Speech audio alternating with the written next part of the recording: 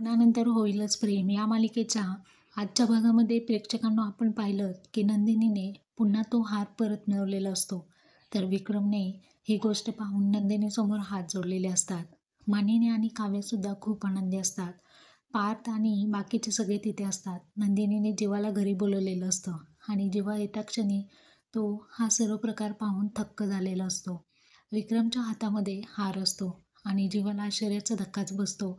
हा हार पुन्हा नंदिनीने कसा मिळवला?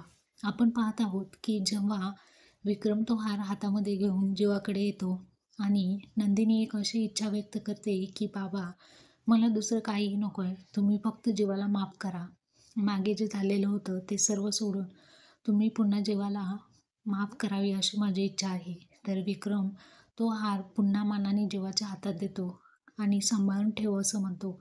त्या क्षणी जीवा आता बाबांना मिठी मारतो.